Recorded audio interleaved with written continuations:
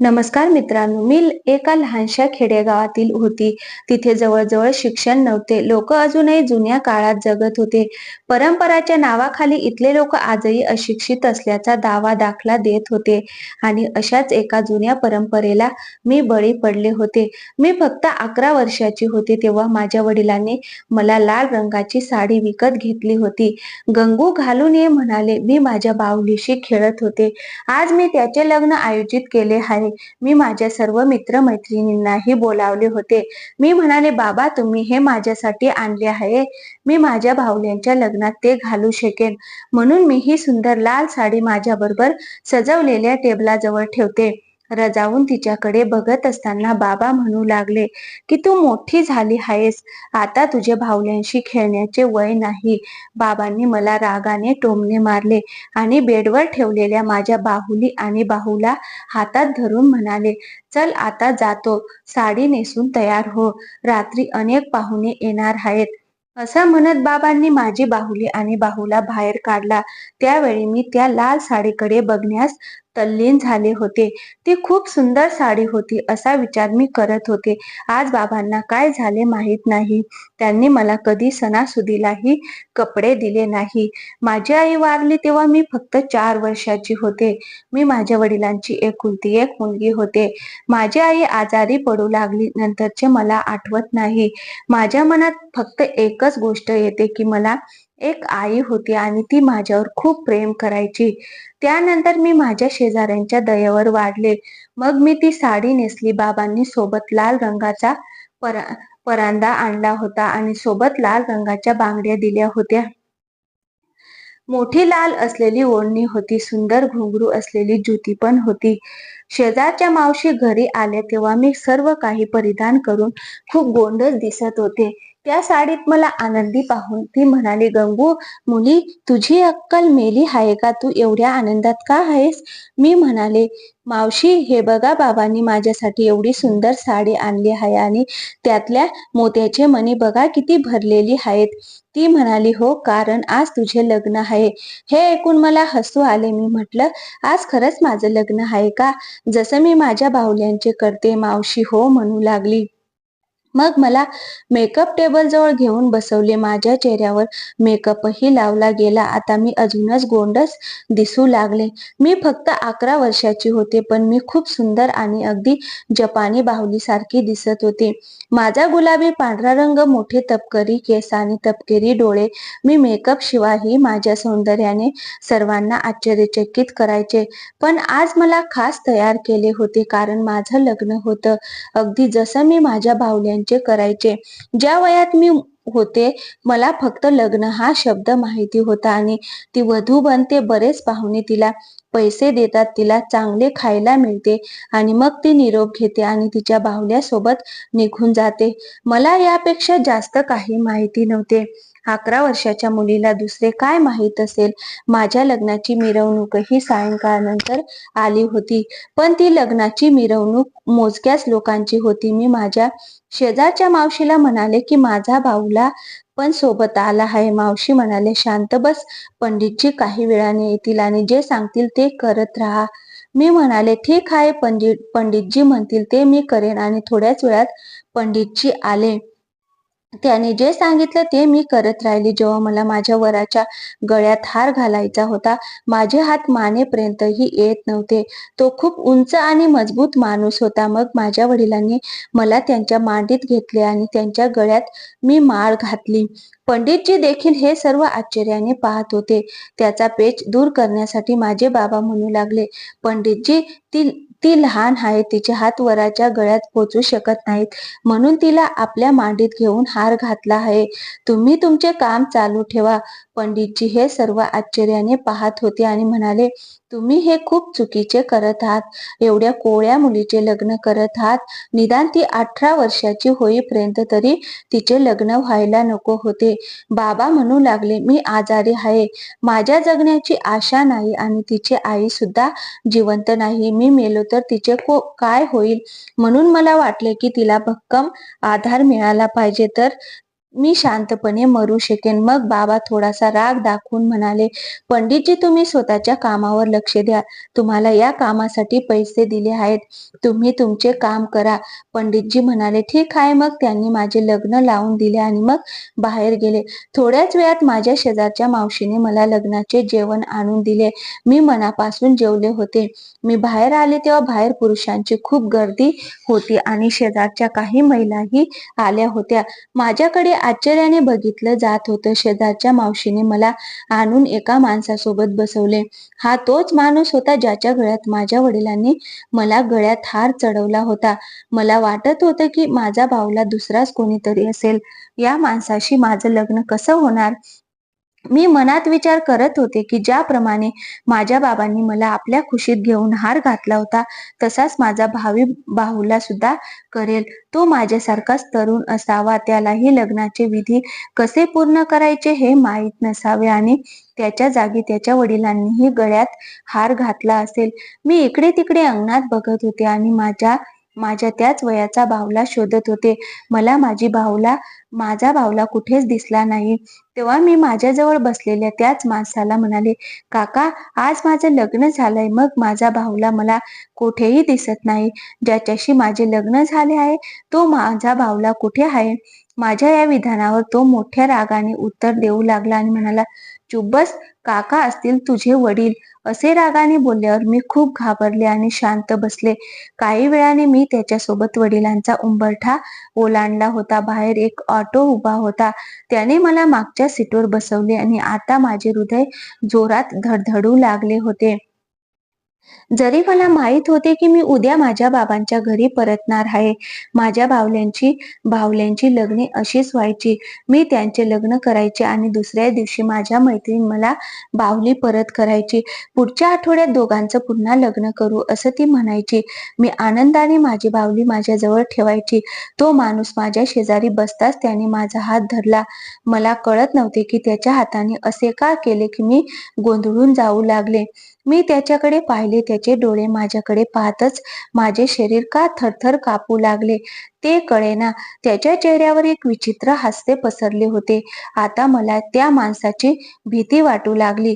मी लहान होते, पण तो माझ्याकडे इतक्या धीर गंभीर नजरेने बघत होता की मला माझ्या अंगात टोचल्यासारखे वाटले. मी हात सोडवायचा प्रयत्न केला तेव्हा त्याने मला जोरात दाबले की मी किंचाळू लागले. मी म्हणाले, हात सोडा, मला वेदना होत आहेत. तो म्हणाला, गप्प बस, मी तुला पाहिजे ते करेन, समजले? तो खूप रागीट माणूस होता. मी घाबरून बसले. काही वेळाने रिक्षा एका घरासमोर थांबली. त्याने रिक्षा ड्रायव्हरला पैसे दिले आणि तो बाहेर पडला. त्यानेही मला बाहेर पडायला सांगितलं. टॅक्सी आता निघून गेली होती. त्याने दरवाजा ठोठावला. दरवाजा उघडला आणि समोर एक तरुण स्त्री उभी होती. तिचे वय अंदाजे 28-30 वर्ष असेल. माझ्याकडे आणि त्या माणसाकडे आश्चर्यचकित डोळ्याने ती पाहत होती. तो म्हणू लागला, मागे हट, तू काय माझा रस्ता अडवला आहेस? हे ऐकून ती मागे सरकली. तिचा रंग पूर्णपणे फिका पडला होता. आम्ही आत शिरताच ती म्हणाली, रमेश, तुला लाज नाही वाटत? तू इतक्या लहान मुलीशी लग्न केलेस. तिचे वय पहा. तो बोलू लागला, फालतू बोलू नकोस, तो म्हणाला, आणि तू जास्त बोलशील तर मी तुझा चेहरा मोडून टाकेन. मी तुझे केस पकडून तुला बाहेर काढीन. दुष्ट स्त्री, येताच मला आणि माझ्या पत्नीला टोक लावू नको. समोरच्या खोलीतून दुसरी एक बाई बाहेर पडल्याचे ऐकू येत होते. तिने पांढरी साडी नेसलेली होती आणि डोक्यावरचे केसही पांढरे होते. मला आणि त्या माणसाला बघून ती त्याच्यावर ओरडायला लागली. म्हणाली, अरे नालायक, तू हे काय केलंस? एवढ्या लहान मुलीशी लग्न केलं? तुला लाज नाही वाटत? तो म्हणू लागला, अम्मा थांब, मी पाप केलं नाही, लग्न केलं आहे. मला वारस हवा आहे. म्हणून या मनहूस महिलेने तर माझा जीव गुदमरण्याचा निर्णय घेतला आहे. गेली 10 वर्षे मी तिला पोषण करत आहे, पण तिने माझ्यासाठी एक मुलालाही जन्म दिला नाही. म्हातारपणात मलाही आधार हवा आहे. ती बाई म्हणाली, अरे नालायक, तुझ्या म्हातारपणात तुला साथ देण्यासाठी ही लहान वयाची मुलगीच मिळाली होती का? स्वतःकडे बघ आणि या मुलीला बघ. तो म्हणू लागला, अम्मा, यावेळी माझे मन खराब करू नको, समजले? मागे हट. त्याने त्याच्या आईला हाताने मागे ढकलले. ती गरीब आई पडण्यापासून वाचली. त्याच्या पहिल्या पत्नीने लगेच त्या वृद्ध महिलेला पकडून आधार दिला. दोन्ही महिला रडत होत्या. त्या माणसाने माझा हात धरला आणि मला खोलीत नेलं. काय होतंय ते मला अजिबात समजत नव्हतं. त्याने खोलीचा दरवाजा बंद केला होता. मी एकदम घाबरून उभी होते. तो म्हणाला, "जा बेडवर बस." एकतर त्या दोन स्त्रियांनी माझं संपूर्ण मूड खराब केला आहे. मी जाऊन बेडवर बसले. पण मला विचित्र भीती वाटत होती. एका अज्ञात भीती होती. तो माझ्या जवळ आला आणि म्हणाला, "हे बघ, त्या दोन बायकांनी माझं डोकं आधीच तापवलं आहे. त्यामुळे मला जास्त कुरबुरी दाखवू नकोस. मी काहीही केलं तरी माझा हात थांबवण्याचा प्रयत्न करू नकोस. ओरडू नकोस, नाहीतर तुझे काय हाल होतील. बघ, मी त्या दोन बायकांचा राग तुझ्यावर काढेन. समजले?" मला काही समजले नाही, पण मी नक्कीच घाबरले. म्हणून मी होकारार्थी मान हलवली. पण तो माझ्या जवळ बसला आणि त्याने मला हाताने मिठी मारली. तेव्हा माझे भान उडाले. तो माझा चेहरा धरून म्हणाला, "एवढ्या लहान वयात काय सौंदर्य प्राप्त केले आहे. तुला पाहताच माझ्या सर्व भावना उफाळून येतात. तुला एवढं सौंदर्य कुठून आलं?" त्या माणसाची पकड खूप मजबूत होती. तो माझ्या चेहऱ्यावरचं बोट बोट फिरवू लागला. मला पूर्ण धक्का बसला. तो म्हणाला, "मला तुझ्यावरची माझी सर्व आवड व्यक्त करायची आहे." त्याने मिशा मारल्या आणि त्याचे होठ चावले. जेव्हा त्याने माझ्या गालावर चिमटा घेतला तेव्हा मला लगेच त्याचा हात मागे घ्यावासा वाटला. पण एक विचित्र नशा त्याच्या डोळ्यात दिसू लागली होती. त्याने माझा दुपट्टा काढला आणि बाजूला ठेवला. माझ्या केसांचा पडदा उघडू लागला. माझ्या हृदयाची धडधड थांबेल असे वाटत होते. मी भीतीने खूप थरथरत होते. तो माझ्याकडे लक्षपूर्वक पाहत होता आणि म्हणाला, "अरे, तू किती सुंदर आहेस. तू मला वेड लावायला सुरुवात केली आहेस." असे म्हणत त्याने माझ्यासोबत सुरू केलेले कृत्य असे होते की मला कापले तर रक्तस्राव होणार नाही. मी मदत करा असे ओरडू लागले. मला वाचवा म्हणू लागले. तो रागाने ओरडला आणि म्हणाला, "गप्प बस, नाहीतर मी तुझा गळा दाबून टाकेन." त्याने माझ्या गळ्यावर हात ठेवला आणि थोडा दाबला. तेवढ्यात अचानक खोलीचा दरवाजा वाजू लागला. तो मला सोडून गेला. तो म्हणाला, "आधीच या दोन महिलांना शांतता नाही. आता यांना मी सरळ करतो." त्याने दार उघडताच समोर तीच म्हातारी बाई उभी होती. ती खूप रागाने उभी होती. तिने रमेशच्या तोंडावर चापट मारली आणि म्हणाली, "पागल माणूस, कसा प्राणी आहेस तू. मोठा झाल्यावर हे सर्व करशील हे मला माहिती असतं तर मी तुझा जन्म होताच गळा दाबला असता. तू मागे हट नालायक." असे म्हणत तिने रमेशला ढकलले. मी रडत होते, पूर्ण थरथरत होते. ती माझ्या जवळ आली. माझा हात धरून मला खोलीबाहेर घेऊन जाऊ लागली. रमेश समोर उभा राहिला आणि म्हणाला, "अम्मा, ही माझी बायको आहे. तिला सोड. मी तिच्याशी लग्न केले आहे आणि संपूर्ण 5 लाख रुपये तिच्या वडिलांना दिले आहेत." ती महिला म्हणाली, "मी तुझे तोंड फोडू नये असे तुला वाटत असेल तर मला थांबवू नकोस. तिची अजून तुला सहन करण्याचे वय झालेले नाही. ती तुझी बायको तरी ती तुझी बायकोच राहील, पण ती 18 वर्षाची होईपर्यंत तुला तिच्याशी इतके मोठे संबंध ठेवू दिले जाणार नाहीत. तिच्यावर मी अत्याचार होऊ देणार नाही." ती खूप रागावली आणि मला बाहेर घेऊन गेली. ती दुसरी महिलाही समोर होती. तीही रडत होती. मी तिच्याबरोबर त्या वृद्ध महिलेच्या खोलीत गेले. तिने दरवाजा बंद केला आणि कुलूप लावले आणि म्हणाली, "त्याने एवढा मोठा गुन्हा केला आहे की मला तुझ्यासमोर लाज वाटू लागली आहे. तू खूप लहान आहेस. एवढा मोठा गुन्हा करताना तुझ्या वडिलांना लाज वाटली नाही." मी रडत होते आणि हिचकीने रडत होते. लग्न म्हणजे काय हे मला फारसे माहिती नव्हते. काही क्षणापूर्वी रमेशने माझ्याशी असे काय करण्याचा प्रयत्न केला होता हेही मला फारसे माहीत नव्हते. मला अजिबात समजत नव्हते. रमेशचे नाव घेऊनही मला भीती वाटू लागली. मी म्हणाले, "अम्माजी, मला भीती वाटते. ते काका मला पुन्हा त्यांच्या खोलीत घेऊन जातील." ती म्हणाली, "नाही. जोपर्यंत मी जिवंत आहे आणि तुझ्यावर कोणताही अन्याय होऊ देणार नाही." तिने मला जवळ धरले आणि म्हणाली, "बघ, किती वाईट रीतीने ती थरथरत आहे मुलगी. तिचे संपूर्ण शरीर बर्फासारखे थंड होत आहे. माझ्या मुली, तुला काळजी करण्याची गरज नाही. जोपर्यंत मी जिवंत आहे तोपर्यंत तू काळजीमुक्त राहा. तो तुला स्पर्शही करणार नाही. आता झोप जा." त्या बाईसोबत असताना आईची मिठी कशी असते हे मला जाणवले. रडताना डोळे कधी पडले कळलेच नाही. सकाळी मला आवाजाने जाग आली. मी ताबडतोब उठून बसले. मला बाहेरून रमेशच्या भांडणाचा आवाज ऐकू आला. ती बाई त्याला ओरडत होती. मी घाबरले आणि बेडच्या कोपऱ्यात गेले. काही वेळाने ती बाई आत आली. मला घाबरलेले पाहून ती म्हणाली, "काळजी करू नकोस, मी त्याला समजावले आहे. आता तो तुझ्याजवळ येणार नाही." आता असाच वेळ जाऊ लागला. मला माहिती नाही की अम्माजींनी रमेशला काय समजावले होते की आता ते माझ्याकडे आले नाहीत. होय, मला अजूनही त्यांच्या डोळ्याची भीती वाटत होती. जेव्हा ते घरी असायचे तेव्हा मी त्यांना सोडायचे आणि अम्माजींच्या खोलीत बसायचे आणि दरवाजा आतून बंद करायचे. अम्माजी खूप छान होत्या आणि सुरेशची पत्नी सुनीताई, ती खूप छान स्त्री होती. तिनेही माझी खूप काळजी घेतली. एके दिवशी रमेशची पत्नी सुनीता मला विचारू लागली की मी किती शिकलेली आहे. मी म्हणाले, मी शाळेचे स्वरूपही पाहिले नाही. बाबांनी अभ्यासासाठी कधीच शाळेत प्रवेश दिला नाही. ती म्हणू लागली की मी 10 वर्ग शिकले आहे. मग ती मला शिकवू लागली. 6 महिन्यात तिने मला इतकं शिकवलं की मला इंग्रजी आणि हिंदी लिहिता वाचता येतं. आता मी स्वतः लहान शब्द वाचू शकत होते. मग तिने मला जवळच्या शाळेत प्रवेशही मिळवून दिला. मी माझ्या वर्गात सर्वात मोठी होते. वयाच्या 12व्या वर्षी मी दुसऱ्या वर्गात शिकत होते. सासू आणि सौतनसोबत मी पूर्ण दिवस आनंदात घालवायचे. रमेशची रात्री यायची वेळ होताच मी घाबरून सासूबाईच्या खोलीत लपून बसायचे. मी आता 14 वर्षाची झाले होते. या दरम्यान माझ्या शाळेतील एका मुलाशी मैत्री झाली. त्याचे नाव पवन होते. तो मला अभ्यासात खूप मदत करायचा. त्याचे वय 16 वर्षे होते. तो 10वीत शिकत होता आणि मी 3रीत शिकत होते.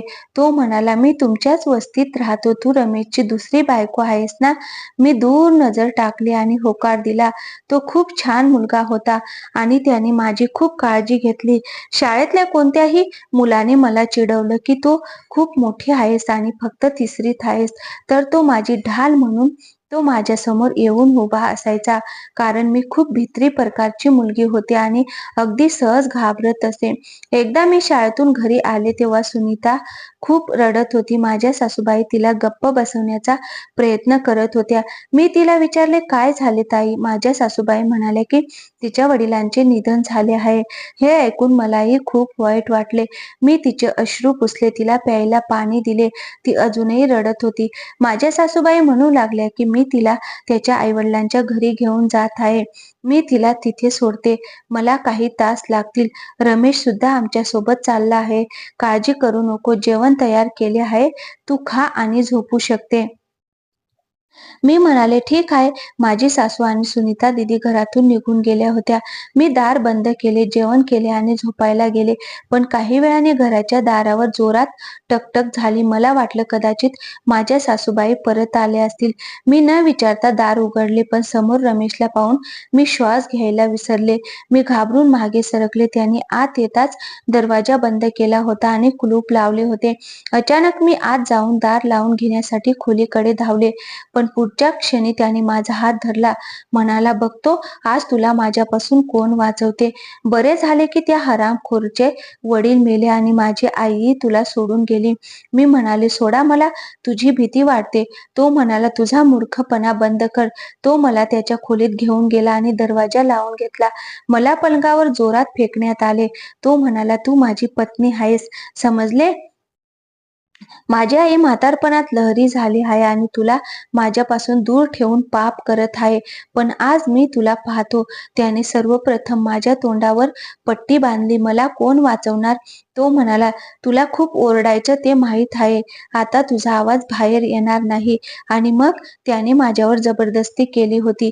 त्याने माझ्याबरोबर सर्व मर्यादा ओलांडल्या होत्या. मला वेदना होत होत्या, पण त्या प्राण्या माणसाला हृदय नव्हते जो माझी वेदना समजू शकेल. मी त्याच्या समोर एक पूर्णपणे कमकुवत मुलगी होते. मी त्याच्या क्रूरतेची शिकार झाली होती. मला असे वाटले की जणू मृत्यू येऊन मला पार करून गेला. माझे अश्रू ओघळत उशीत पडत होते. त्याची वासना पूर्ण करून त्याने माझ्या तोंडावरची पट्टी काढून टाकली होती. बेडवर पसरलेली चादर लाल झाली होती आणि हे पाहून तो माणूस खूप खुश झाला. मग तो अंघोळ करायला वॉशरूम मध्ये गेला. माझी तब्येत खूप खूप खालावली होती. बाहेरचा दरवाजा ठोठावल्यावर तो अंघोळ करून वॉशरूम मधून बाहेर आला आणि माझ्याकडे बघून हसत होता. मी तिरस्काराने तोंड फिरवले. मला त्या माणसाचा तिरस्कार वाटला.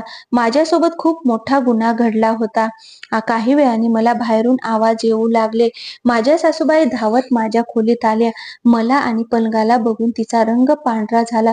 तिने आपल्या छातीवर हात मारला आणि तिच्या तोंडातून एकच किंकाळी निघाली. मग ती माझ्या जवळ आली आणि रडू लागली आणि मला तिच्यासोबत घेऊन रमेशला शिव्या देऊ लागली की मला हे माहीत नव्हते की हा हरामी इथे मागून येईल, नाहीतर मी तुला सोबत घेतले असते. मी तुला त्याच्या अत्याचारापासून वाचवू शकले नाही म्हणून ती माझी माफी मागू लागली. त्यानंतर माझ्या सासूबाईंनी माझी खूप काळजी घेतली. काही दिवस मी शाळेतही जाऊ शकले नाही. मी बेडवर पडलेली होती. सुनीता परत आल्यावर तिनेही रमेशला तो माणूस नसून प्राणी आहे बोलली. तो पुरुष महिलांचा भुकेला आहे असे म्हणत शिवीगाळ करू लागली.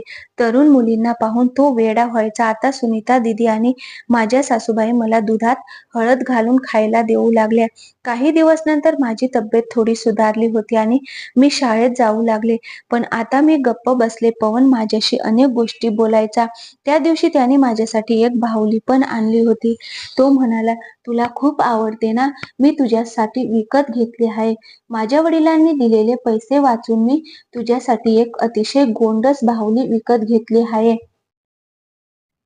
हे बघ गंगू, तुझ्यासारखीच खूप सुंदर आहे. मी ती बाहुली त्याच्याकडे कडून घेतली नाही. मी माझे अश्रू पुसायला लागली. माझे अश्रू पाहून पवन अस्वस्थ झाला. तो माझ्या जवळ बसला, माझे अश्रू पुसायला लागला आणि म्हणाला, काय झालं गंगू? मी म्हणाले, मला आता या बाहुलीची गरज नाही. तो म्हणू लागला, का? मी म्हणाले, तू मी आता मोठी झाली आहे. तर तो म्हणाला, तू कशी मोठी झालीस? तू अशीच आहेस जशी हवी. तुझ्यासाठी मी हे विकत घेतले आहे. मी प्रचंड रडू लागले आणि तो मला काही प्रश्न विचारण्याआधीच माझ्या मानेवरच्या नखांचे ओरखडे पाहून पवन मागे सरकला. कदाचित आता माझ्या रडण्याचे कारण त्याला माहिती असेल. मी रमेशची बायको आहे हे त्याला आधीच माहिती होतं. त्यामुळे आता त्याला मला काही विचारायची गरज पडली नव्हती.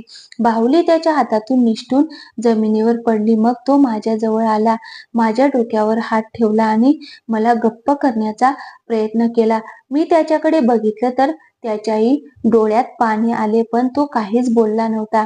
अवघ्या 1 महिन्यानंतर माझी तब्येत बिघडू लागली. माझ्या सासूबाई मला डॉक्टरकडे घेऊन गेल्या. तेव्हा त्यांच्याकडून अशी बातमी ऐकून माझ्या सासूने डोकं मारायला सुरुवात केली. कारण मी अवघ्या 14व्या वर्षी गरोदर राहिली होती. मला काही समजत नव्हते. मला कोणतेही अन्न पचत नव्हते. मी जे काही खाल्ले ते मला उलट्या व्हायच्या आणि उलट्या झाल्यावर मी मरेन असे वाटायचे. माझी सासू आणि सुनीता दीदी माझी काळजी घेऊ लागल्या. रमेशला हा प्रकार कळताच तोही आनंदाने उड्या मारू लागला. आता माझा मुलगा जन्माला येईल आणि तो माझा वारस होईल असे तो म्हणाला. आता त्यानेही माझी खूप काळजी घेतली. कधी तो माझ्यासाठी फळे आणायचा तर कधी ज्यूस द्यायचा. त्याने माझ्या सासूला सांगितले की तिला खूप मजबूत काहीतरी खायला द्या, जेणेकरून माझा मुलगा निरोगी जन्माला येईल, माझ्यासारखा खंबीर माणूस बनेल. मी शाळा सोडली होती, पण त्याच दरम्यान असे घडले. पवन तासभर घरी यायचा. तो आमच्याच परिसरात राहत होता. खूप चांगला मुलगा होता. माझ्या सासूबाईंचाही त्याच्या येण्या जाण्याला आक्षेप नव्हता. तो मला तासभर शिकवायचा आणि मग निघून जायचा. तो म्हणायचा, मी तुला वर्षातून 2 वर्गात पास करून देईन. माझ्या वडिलांचे शाळेच्या मुख्याध्यापकांशी चांगले संबंध आहेत, पण तुझे शिक्षण अर्धवट सोडू नकोस. मी म्हणाले, माझ्यावर इतके उपकार का करतो? हे वाचून मी काय करणार? मला माझे आयुष्य फक्त रमेश सोबत घालवायचे आहे. मला त्याच्याच मुलांचे पालन पोषण करायचे आहे, कारण त्याला मुलं हवी आहेत. कदाचित वयाच्या 14व्या वर्षी मुलींनी अशा गोष्टी सांगितल्या नसत्या, पण 14व्या वर्षी मी खूप मोठी झाले होते. माझे म्हणणे ऐकून तो म्हणायचा की तू स्वतः अभ्यास तुझ्यासाठी करशील, जो तुला उपयोगी पडेल. बरं, मला अभ्यासाची आवड होती म्हणून मी माझा अभ्यास चालू ठेवला. 9 महिन्यानंतर मला खूप वेदना होत होत्या. मला वाटत होते की मी लवकरच मरणार आहे. माझ्या किंकाळ्याचा आवाज लहान गावच्या हॉस्पिटलच्या लेबर रूम मध्ये सर्वात मोठा होता. मला मुलगी झाली, पण मी वाचले हे माझे दुर्दैव. सगळे खुश होते, पण रमेश दुःखी होता. तो म्हणाला, मुलीला का जन्म दिला? मला मुलगा हवा होता. माझी सासू म्हणू लागली की हे तिच्या नियंत्रणात नाही, ही देवाची देणगी आहे. तुला जे काही दिले आहे त्याबद्दल देवाचे आभार मान. निदान तुला मूल झाले तरी. तो म्हणाला, मला मुलगी नको. तू तिला सुनीताला सांग, तिची काळजी घेईल. एक लहान मुलीची काळजी घेण्याइतकी माझी स्वतःची क्षमता नव्हती. सुनीता दीदींनीच मुलीला वाढवले आणि सुनीता दीदींना मुलगी झाली. याचा आनंद झाला. मुलीच्या जन्माला 2च महिने झाले होते आणि रमेशला पुन्हा भूतबाधा झाली. यावेळी त्यांनी माझी सासू व सुनीता दीदी यांना धक्काबुक्की करून मला खोलीत कोंडले आणि मला त्याच्या खोलीत ओढले. तो म्हणाला की जोपर्यंत मुलगा होत नाही तोपर्यंत मला शांती मिळणार नाही आणि यातूनच मी त्याला जन्माला घालू शकतो. मी रडत राहिले आणि ओरडत राहिले. मला झालेल्या वेदनानंतर मला पुन्हा बाळाला जन्म द्यायचा नव्हता. त्या कोवळ्या वयात मी ज्या वेदना आणि दुःखातून जात होते त्यामुळे मला आत्महत्या करून स्वतःला संपवायचे होते. मी पुन्हा आशावादी झाले. तेव्हा फक्त काही महिने गेले. यावेळी मी संपूर्ण वेळ रडण्यात घालवला. डॉक्टरांनी सांगितले की या मुलीमध्ये वर्षानुवर्षे मुलांना जन्म देण्याइतकी ताकद नाही. पहिल्या मुलावेळी आम्ही मोठ्या कष्टाने तिचा जीव वाचवला होता. पण काही माणसंही रमेश सारखीच प्राणी आहेत, जे बाहेरून माणसं आहेत पण आतून पूर्ण पशु आहेत. त्यांना मुलीचे वय काय आहे आणि त्यांचे लग्न आणि नातेसंबंध यांची पर्वा नाही. किती कोणत्या वयात बनवायची, तिच्याशी कसे वागायचे. 16-17व्या वर्षी अनेक मुलींचे लग्न होतात, पण रमेश माझ्याशी जसा वागायचा तसा त्यांचा नवरा त्यांच्याशी वागणार नाही. नम्रता आणि प्रेमळ वागणूक म्हणजे काय ते त्याला माहित नव्हते. पण दुसऱ्यांदाही मला मुलगी झाली. दुसऱ्या मुलीच्या जन्मानंतर डॉक्टरांनी स्पष्टपणे नकार दिला की ती यापुढे ती मूल जन्माला घालू शकत नाही. नाहीतर एकतर मूल वाचेल किंवा ही मुलगी वाचेल. माझ्या सासूबाईंनी लेडी डॉक्टरांना सांगितले की तिचे ऑपरेशन करून गर्भाशय बंद करा. या मुलीच्या आयुष्याला काहीही होऊ नये. देवाने मला माझी आई म्हणून माझी सासू दिली. दुसरी मुलगी पाहूनही रमेश संतापला. या मुलीशी लग्न करून मला काय फायदा झाला? तिने मला एक मुलगाही दिला नाही. ही मुलगी माझ्या लायकीची नाही. त्या दिवसात मला कळले की त्याचे 3ऱ्या महिलेसोबत अफेअर होते आणि त्याने तिच्याशीही लग्न केले होते. म्हणूनच त्यांनी स्वतःचे स्वतंत्र घरही बांधले. ती बाई खूप धारदार होती. आता रमेश क्वचितच घरी यायचा. माझ्या दोन्ही मुलींचे पालन पोषण सुनीता दीदी करत होती. रमेश नावाच्या पाशवी माणसापासून माझे आयुष्य मोकळे झाल्यामुळे मला आता आराम मिळाला होता. मी पुन्हा शाळेत प्रवेश घेतला. मी वयाच्या 20व्या वर्षी 10वी उत्तीर्ण झाले आणि वयाच्या 24व्या वर्षी मी 14वीत शिकले. मी संपूर्ण गावात पहिला क्रमांक पटकावला. त्यामुळे मला सरकारकडून 5 लाख रुपयांचं बक्षीसही मिळाले. त्या 5 लाखांच्या रकमेतून मी काही मशीन्स घेतल्या आणि घरी शिवण केंद्रही बनवले. कारण माझी सौतन सुनीता दीदींना शिवणकाम चांगलं येत होतं. शिवणकामातही अनेक महिलांचा रोजगार होता. माझ्या मुली चांगल्या शाळेत शिकू लागल्या, पण त्या मला दीदी म्हणायच्या. आई ती माझ्या सावत्र सुनीता दीदीच म्हणायच्या. आम्ही बनवलेले कपडे पवन शहरातील एका दुकानाच्या मालकाला द्यायचा. त्यामुळे आम्हाला चांगले उत्पन्न मिळू लागले. एकदा पवन मला रमेशला घटस्फोट देण्यास सांगू लागला. मी आश्चर्याने बघितले. मी का विचारले? मी म्हणू लागला, कारण तुलाही जगण्याचा अधिकार आहे. मी म्हणाले, घटस्फोट घेऊन मी कुठे जाणार आणि माझ्याशी लग्न कोण करणार? मला 2 मुली आहेत आणि मला आणखीन मुले होऊ शकत नाहीत. मी त्याच्या नावावर बसून आयुष्य जगणे चांगले आहे. तो म्हणाला, मी तुझ्याशी लग्न करेन. त्याचे बोलणे असे होते की मी अचानक त्याच्याकडे पाहिले. मी म्हणाले, पवन तुला माझ्याबद्दल सर्व काही माहिती आहे. तुला तुझे आयुष्य का बर्बाद करायचे आहे? मी माझ्या आयुष्यात आनंदी आहे. मला कोणत्याही माणसाची गरज नाही. मी चांगले काम करत आहे, घर चालवते आहे.